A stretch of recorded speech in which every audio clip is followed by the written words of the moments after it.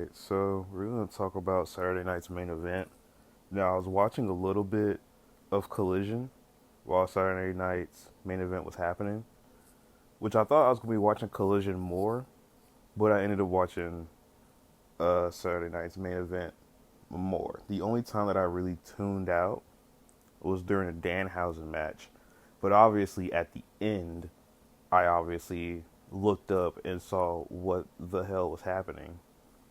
And it's weird because in terms of when I was watching it, the Kevin Knight and AR Fox match literally finished right when the weird stuff was happening with the Danhausen match. But I digress. Now, the only matches that I was really interested in were the Fatal Influence and Brie Bella Page match, because I was really hoping that Fatal Influence would get the tag titles. That did happen. And then I was interested in the Lyra and Bailey match. Those were the really two things I was really caring about. I was going to watch the tag match. I kind of halfway watched it, to be honest. But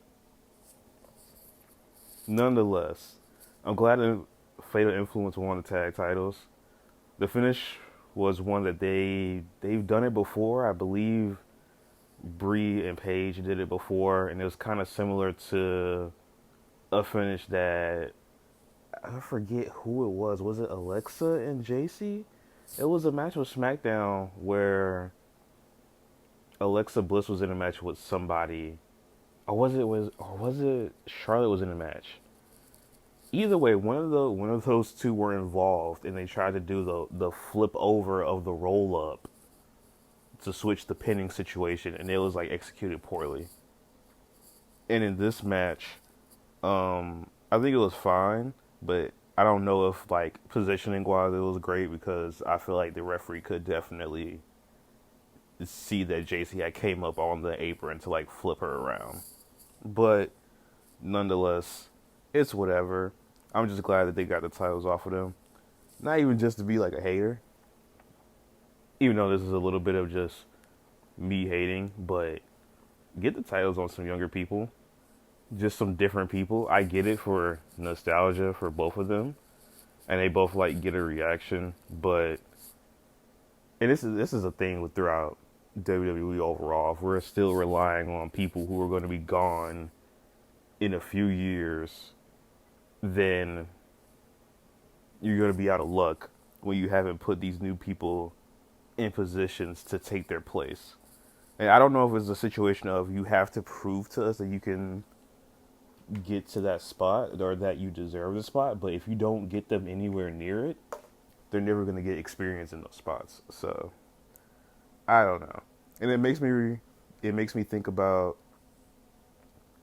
what Roman said during Fanatics Fest about, oh yeah, Obafemi's good, but let's see if he can do this and that, and then he'll get up with me.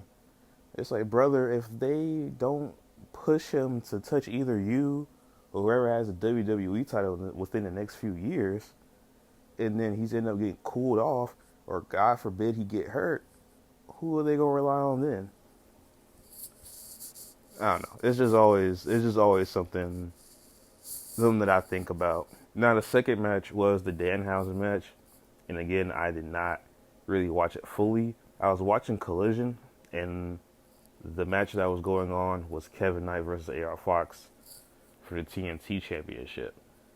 I'm going to talk about AEW for a little minute. This is the only match that I really like fully watched while Saturday night's main event was going on.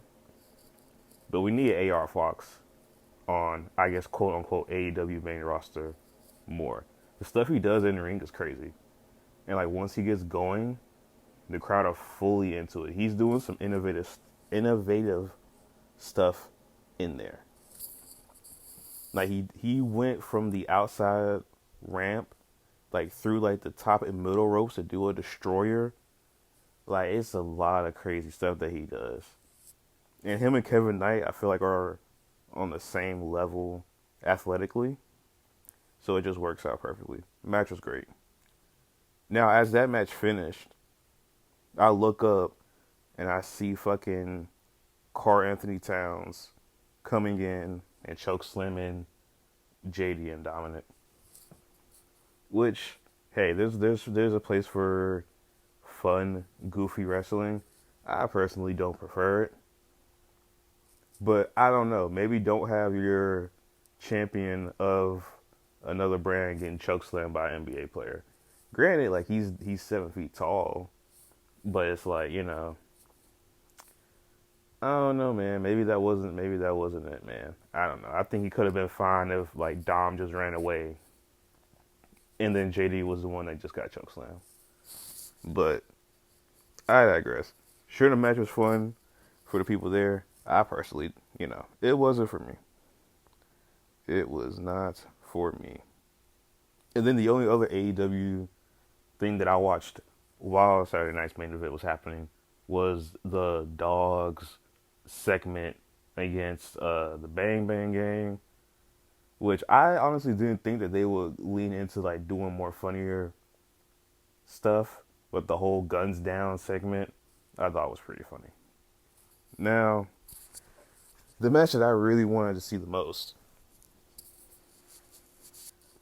the match I wanted to see the most being Lyra versus Bayley. Now I have to say, I really do feel like this presentation of Lyra, her being a little crazy, I think it fits her better.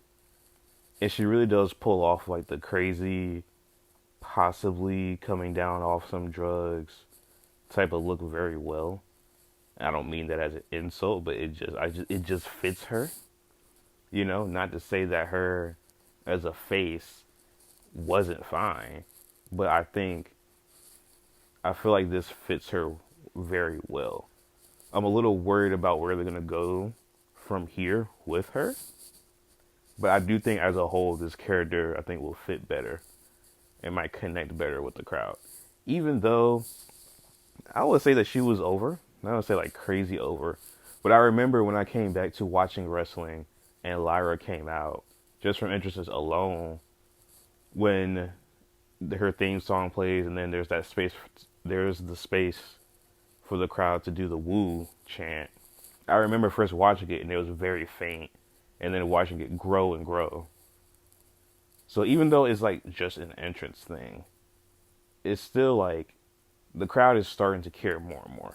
And people were still doing it. It was, again, very faint, but I don't know. There's just a little concern about what the company is going to do to try to like capitalize off of this, if that's even what they decide to do with it. Regardless, I really enjoyed the match, and I feel like the vibe of the match was like very like, I don't know if I want to say like hard hitting, but it seemed very brawly. And with Bayley literally busting Lyra open off gate, and the bumps and the moves that were done after it seemed a lot more hard hitting. Now I thought that they were going to fucking end the match, because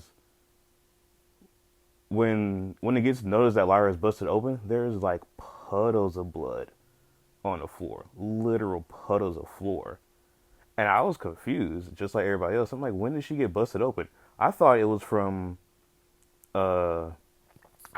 blood from like Fallon Henley, because at the end of the tag match, like Fallon Henley got busted open somehow, like right at the end, because you could see like while they're walking up the ramp, she was bleeding through the mouth. So I was like, damn, the blood's still on the ground from there? Because I know even from watching like fucking AEW matches, if someone bleeds in that match, you still see the blood on the mat like a couple matches later. So I thought it was from that, but like no, she caught her like with her elbow when she hit her while she was like half hanging off the apron. Got her bad, and it was bad because they had to like wipe her face, and while like multiple times throughout the match, it just started like more blood just started coming back out. But yeah, I think the women were just being stiff, man, because dang, both of the women's matches, someone ended up bleeding.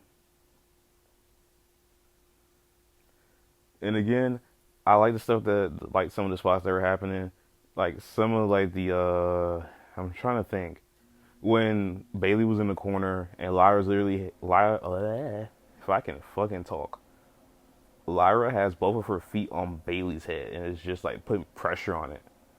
I'm like, that's kind of crazy. I'm like, that has to hurt somewhat. Like, regardless if you have the fucking like rope supporting your neck or whatever, that looks crazy. And then the leg drop that Lyra gives Bailey is like completely on the back of her neck, like just straight on the back of her neck. And it's funny because when she's setting it up, like Bailey is like not fully, like her torso is not fully out. Like while Lyra is climbing up, Bailey kind of brings herself like back in a little bit, but then once Lyra is up there, she brings herself back fully out. So I'm like, okay, it's probably gonna be like on like the top part. Bleh. Can I fucking talk? Top part of her back, like maybe on her shoulders. No, that shit was straight on the back of her neck. And then some of the other bumps just seemed like a little rough, but I think it fit for the story that was going on. And again, I think with her getting busted open, it made everything feel more personal. So maybe it just, in my mind, tricked me to be like, okay, well, yeah, now they're really going at it. Because, yeah, if I get busted open immediately, yeah, shit's going to get more active.